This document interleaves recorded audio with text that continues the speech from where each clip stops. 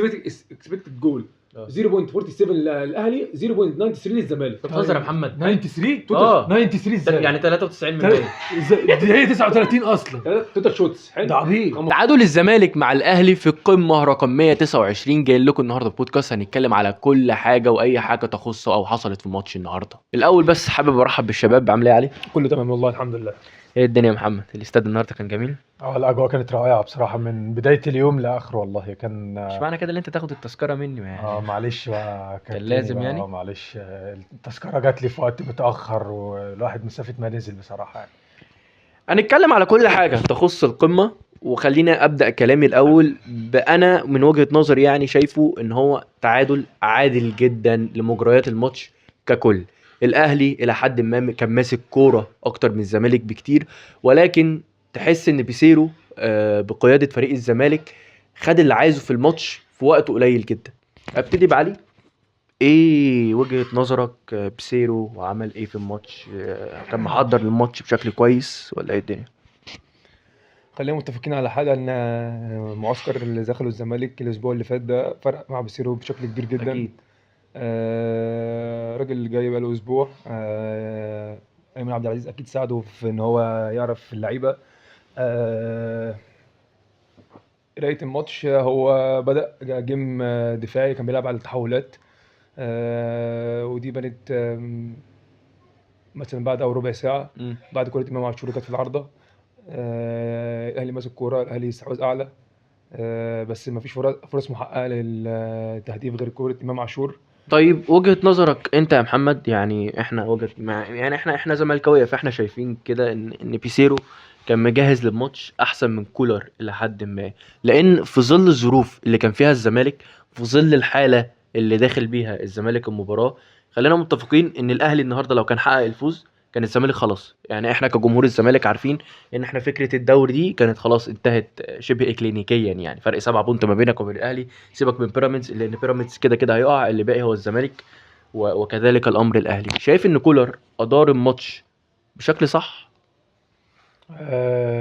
هو بداية من التشكيل اللي بدأ بيه كولر، هي كانت شبه مغامرة ان انت تبدأ بمحمد عبد الله نظرا لصغر سن محمد عبد الله. عنده 20 سنة وفي اوروبا الكلام ده مش سن صغير يعني. بس محمد عبد الله كون ان هو يلعب اول ديربي ضد الزمالك في الاجواء الجماهيريه الصاخبه دي، تشجيع ما بين الجمهورين، الضغط نفسي بيبقى على اللاعب ذات نفسه، فمش هيديك احسن حاجه. هو محمد عبد الله عمل اللي عليه وكل حاجه، بس في نفس الوقت برضو واضح ان هو كان متاثر نفسيا كون ان دي اول مباراه قمه ياخدها يعني. وطبعا انا كنت ضد ان احمد نبيل كوكا يلعب باك شمال، لان احمد نبيل كوكا يعتبر شريك اساسي في هدف نادي الزمالك اللي دخل في الدقيقه 87 غالبا، نظرا لان هو ضم في عمق الدفاع بطريقه مش مفهومه بالنسبه لي. طب عمر جابر وعمر جابر يعني الجبهه بتاعته سمحت ان هو يقطم لجوه، وحتى هي غلطه هي يعتبر غلطه ثلاثيه. مش هقدر اشيل اشرف بن شرقي الجون، عشان معروف حتى لما كان اشرف بن شرقي في الزمالك وجباته الدفاعيه كانت قليله، هجوميا وحش، ولكن دفاعيا هي نقطه ضعف تاخد منه كبيرة. احسن كوره دفاعيا بتبقى فيه مشكله. وطبعا اشرف داري الشناوي طبعا الكوره عدت من تحت رجليه من تحت ايديه بطريقه غريبه جدا. بس اشرف داري هو اللي ساب الكوره، ما غطاش مع بنتايج. بس يعني انا شايف ان اشرف داري هو اللي يشيل الجون اكتر، لان اشرف داري هو اللي ساب الكوره. لا هو الجون مشترك ما بين الثلاثه وواضحه جدا يعني لاي حد عموما بيتفرج على كوره، وخصوصا كرة تعدي بالطريقة دي من تحت ايد الشناوي وقبليها تعدي من اشرف داري، اكرم توفيق ما يقطعش مع بنتايج وهو معدي من جنبه اصلا. لا يعني هو جون صعب على دفاع النادي الاهلي. وجهات نظر. كنت بكلمك امبارح يا علي يوم الجمعة في فكرة ان ناصر منسي هو اللي يبدأ. احنا كنا متوقعين ان التشكيل هيبقى 3-4-3، ولكن قلت لك ناصر منسي قلت لي انت برضو اجابه كانت منطقيه جدا، ان ماتش الاهلي كده كده هينزل ضاغط عليك، انت مدافع بشكل كبير الى حد ما يعني. فالتحولات الهجوميه في المساحات سيف الدين الجزيري احسن، كنت انت قايل لي كده. ولكن اما ناصر منسي نزل، وخلينا نقول ان الاوفر اللي اتلعب من مصدق، شايف ناصر منسي خصوصا بعد ماتش السوبر، الموضوع الهدف بتاع السوبر ده فارق معاه جامد قوي كده. يعني انا من وجهة نظري ان هدف اللي دخله في السوبر والجماهير اللي ساندته بشكل كبير، هو لغاية النهاردة ناصر منسي فارق بشكل كبير قوي مع الزمالك. ايه رأيك في الموضوع ده؟ طيب خليني اقول لك حاجه. اولا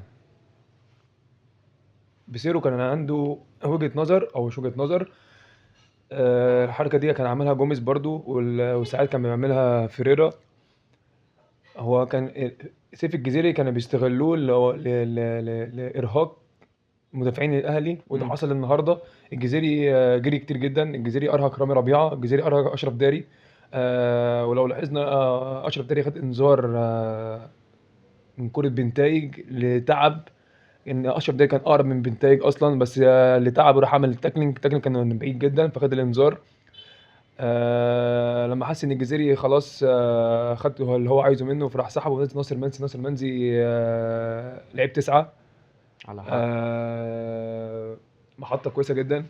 الجون اللي جه ده يبين لك ان هو مهاجم من طراز كبير جدا.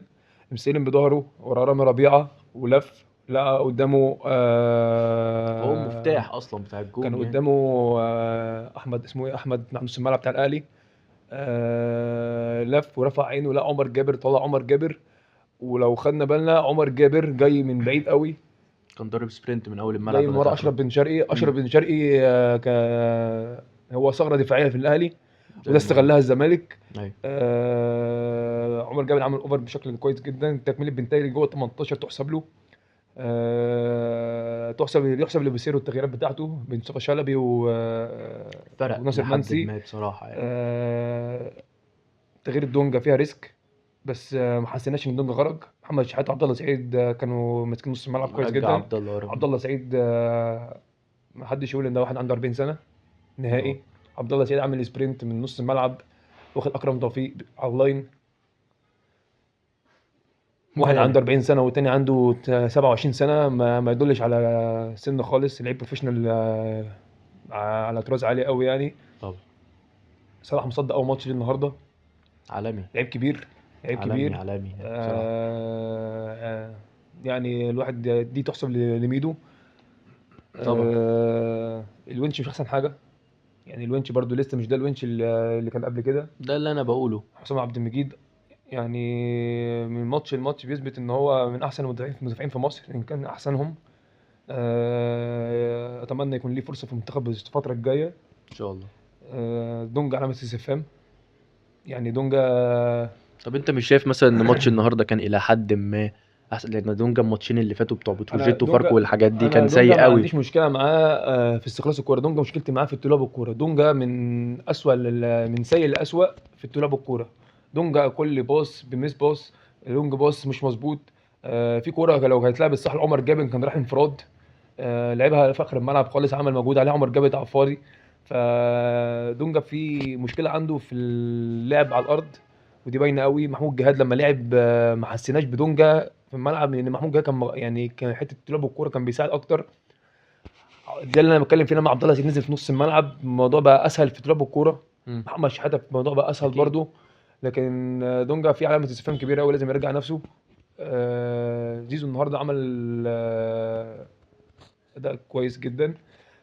حاول على قد ما يقدر، لان الزمالك اصلا كان بيلعب جيم دفاعي. الزمالك كان بادئ ب 3 4 2 1 بس كان بيتقلب 3 5 2. فالاكتريه كان الموضوع كان يبقى صعب شويه على زيزو. كان زيزو بيحب يلعب على اللاين، كان اللعب كله في العمق. في العمر. فحتى في لقطه كده بين نص الشوط الاول بيسيرو جابه وقال له خش جوه شويه لان الكوره ما جاتش على اللاين. بعدها لقينا زيزو في نص الملعب بيستلم. بشكل عام الزمالك النهارده احسن ماتش بتروجيت. بشكل عام الزمالك مع مدرب كبير، معاه حتى التصريح النهارده قال لك كان مش عايز لعيبه جداد، انا عايز لعيبه مصابين ترجع بس. واضح ان هو في حاجه في دماغه عايز يطبقها. في حتى وبرده في تصريح ليه قال لك احنا الطريقه اللي لعبنا بيها احنا اتمرنا عليها اسبوع واحد، فاللعيبه مش كلها مم. عرفت تلعبها. بس الراجل ليه سيستم، ويا ريت يا ريت يا ريت الناس تديله اريحيه في الشغل. والفتره الجايه ان شاء الله الزمالك هيبقى احسن يعني باذن الله. ان شاء الله. محمد، آه، شايف ايه اللي ما خلاش الاهلي يكسب النهارده؟ يعني ايه اللي خلى الاهلي ما يكسبش 3 بونت؟ يعني هو كان مستحوذ على اغلبيه فترات المباراه يعني لحد ما. هي بداية المباراة الأهلي نزل ضاغط. كرة إمام عاشور لو دخلت في أول كانت ربع هتغير كل حاجه ساعة طبعا. في المباراة كانت فرقت مع الأهلي كتير. حتى الزمالك ساعتها كان هيبقى فيه تفكك في الزمالك، وحتى في أفكار بصير. بيسيرو. بعديها في كرة لمحمد عبد الله برضو زي أوفر واتلعبت، عدت بجوار القائم برضو. وقرارات، لا في قرارات للعيبه خاطئه في مستوى لعيبه برضو شبه استهلكت في السنين اللي فاتت. زي فمش مين؟ حسين الشحات واضح طبعا اللي هو واضح الارهاق عليه جدا. حرفيا الاهلي بقاله كذا ماتش اصلا بيلعب من غير جناحات. مفيش كان عندك غير امام عاشور اللي هو المفروض اصلا نص ملعب، نص انا بلاعب ملعب. موظفه جناح، واحيانا كنت بلاعب امام عاشور مهاجم. حسين الشحات الفترة اللي فاتت دي مستواه مش احسن حاجة. محتاج يريح شوية، يقعد على الدكة بقى. ممكن يا محمد يكون آه، الحل على فكره في قطاع الناشئين، يعني الولد اللي انت كنت بتتكلم عليه محمد عبد الله كان جامد قوي، تفوق عليه. محمد عبد الله الفترة الجاية هياخد فرصة كبيرة أكتر ما هو كولر واثق فيه طبعا. أشرف بن شرقي طبعا هيركب. أداء يشكر عليه في أول مباراة ليه. طبعا هي الأجواء مش جديدة عليه لأنه لعب مع الزمالك قدام الأهلي كتير. إنما ينزل وراجع من إصابة بس لازم اكيد كولر يشتغل على الحته الدفاعيه الحتة يعني. الدفاعية دي أكيد لكن لازم لان هو هيشتغلوا عليها. هجوميا جامد قوي. لو الجون لو اتفرجنا على الجون بتاع الاهلي، استلامة جراديشار للكوره، لمح اشرف بن شرقي يدخل ويقطع على دفاع الزمالك. في لقطه كده جميله قوي، ضرب آه، سبرنت من نص الملعب جامد قوي يعني. وينزل الكرة صعبة على فكرة، الكرة مش سهلة، نعم. الكرة طالعة من الأرض حاجة بسيطة خالص، هو ينزل لها ويحط الكرة بالطريقة دي. طبعا تحسب لبن شرقي. في طبعا كذا علامة استفهام للدفاع الأهلي وعلى كولر ذات نفسه عموما. كولر مفيش مبرر بالنسبة لي ان انا ابقى دخلت جون في الدقيقة 72 وتراجع بالمنظر ده. حتى لو كده يعني حتى كنت بتكلم مع اللي حواليا في الملعب. آه، مش الاهلي اللي يرجع بالطريقه دي في ظل ان انا كسبان. انا طبيعي ان انا دخلت جون، انا اللي قدامي بيتربك اكتر اصلا، فانا لو ضغطت هجيب التاني. خصوصا الجون انما داخل انا في اخر ربع ساعه بالظبط، اصلا. انما انا تراجعت بشكل غير مبرر. حتى احمد رضا عمل بصراحه ماتش هايل ماتش جامد جدا قوي. في نص الملعب بصراحه. بس طبيعي ان اللعيب بيجي في اخر الماتش بدني بتاعه هيقع شويه، فهو طبيعي احمد رضا بدني بتاعه وقع. علامه استفهام لتمركز اللعيبه في استلامه ناصر منسي للكوره. رامي ربيعه راجع ورا بطريقه مش مفهومه. هما سابوه حرفيا يعمل اللي هو عايزه. اتباصت واتلعبت مش عايز اتكلم تاني على الجون بصراحه، عشان هو الجون بالنسبه لي مستفز كمشجع للاهلي. تمركز اللعيبه الخاطئ مع الشناوي مع كوكا. يعني انا كوكا ما يبداش الماتش ويبدا مصطفى العش كوجهه نظر مشجع اهلاوي. مصطفى العش دفاعيا هيكون اقوى من كوكا، حتى عن كريم الدبيس. انا كنت مع برضو ان كريم الدبيس يبدا، بس مشكله كريم برضو ان هو في سنه في الدفاع بتبقى ضايعه شويه. انما مصطفى العش كده كده اصلا الراجل مدافع، فانا لو كنت لعبته ولعبت بن شرقي معاه يعني حاجه هتسند حاجه. تسند حاجه. اشرف بن شرقي هجوميا، مصطفى العش دفاعيا. وطبعا يعني انا ممكن اتكلم في موضوع الزمالك هم يعتبر لاعبين لفتوا انتباه الواحد، يعني كمشجع للاهلي كون ان المدافع مصدق ده يبدأ الماتش واول ماتش ليه ديربي ويبقى بالمستوى ده، بصراحة حاجة تحسب للي جاب اللاعب ده الزمالك، وتحسب للمدرب برضه، وتحسب للاعب ذات نفسه، ان واضح ان اللاعب لا بسم الله ما شاء تقيل الله قوي. عنده شخصية يعني. وطبعا مش هقدر اتكلم على عبد الله السعيد بصراحة، يعني هو الراجل 40 سنة، وهو طبعا علي اتكلم في الموضوع ده، 40 سنة وبيلعب بالأداء ده ويضرب سبرنتين في آخر الماتش، في سبرنت مع إمام عاشور وفي سبرنت مع أكرم توفيق. لا يعني هو الراجل يشكر إن هو بيلعب 40 سنة وعامل كل الإزعاج ده والعطاء ده، بسم الله ما شاء الله. ودي حاجة عموما راجعة لعبد الله لايف وطريقة ستايل. بقى الحياة بتاعته عاملة ازاي بالظبط. والأكل بتاعه والنوم بتاعه وكده. فهو انا مش هقدر اقول ان عبد الله مثلا لاعب مش قدوه، لا هو عبد الله لاعب قدوه، سواء لعيبه الاهلي، لعيبه مصر بشكل اي عام. لعيبه في عموما في مصر، سواء اهلي زمالك، اي فرقه بقى في مصر عموما.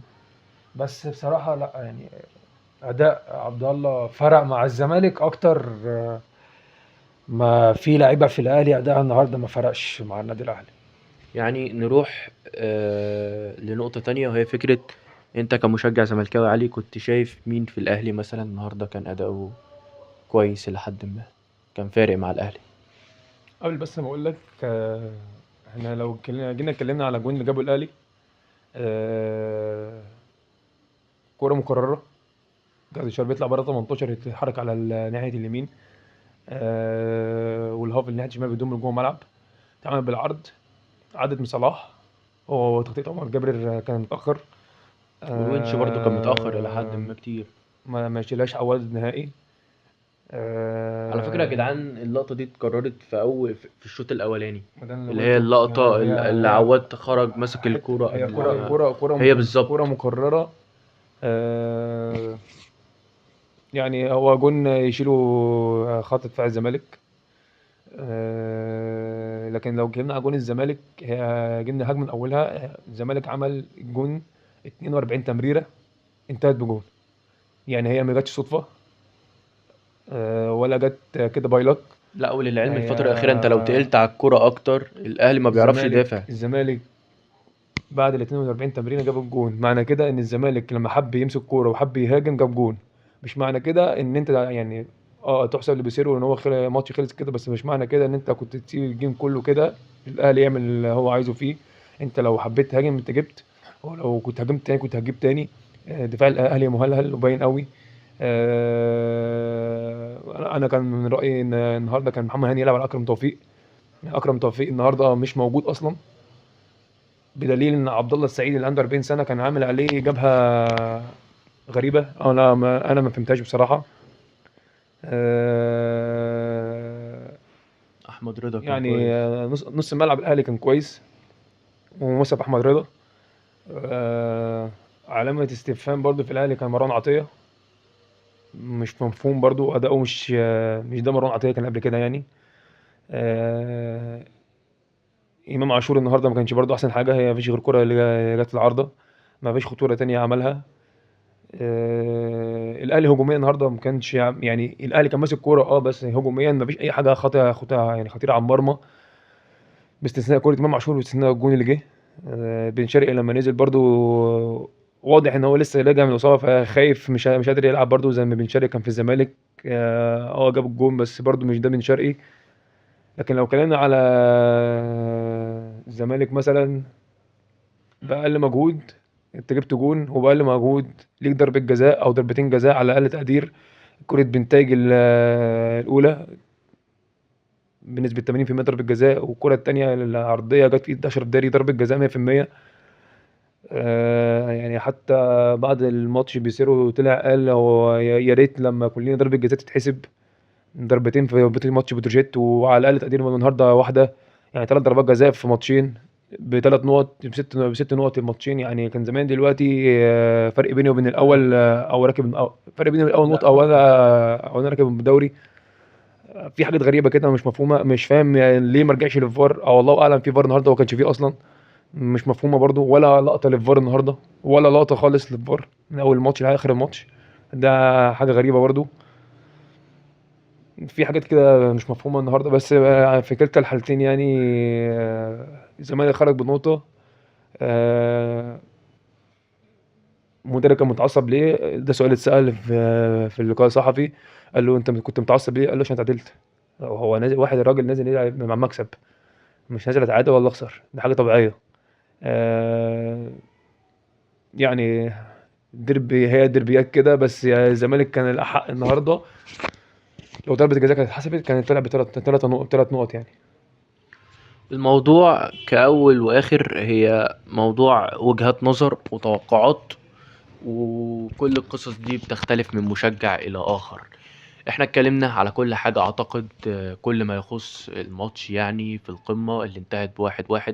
اعتقادي الشخصي ان الزمالك قدر ان هو يكسب نقطة، لان الزمالك لو كان خسر الماتش ده زي ما قلت لمحمد فاول الفيديو كان شبه اكلينيكيا طلعنا بره المنافسة بالدوري. ولكن انت لغاية دلوقتي متهيألي الى حد ما الفرق النقاط ما بينك وما بين الاهلي مش كبير قوي. بيراميدز في المركز الاول ولكن توقعي الشخصي ان بيراميدز كده كده لازم هيقع، اللي بيبقى في الاخر الاهلي والزمالك. بتمنى ان الفيديو ده يكون عجبكم، ونكون اتكلمنا على كل حاجة تخص الماتش. اي اكونت شخصي لينا سواء انا او علي او محمد هتلاقيه في الديسكريبشن تحت. ما تنساش تدعمني باللايك والشير والسبسكرايب. شكرا.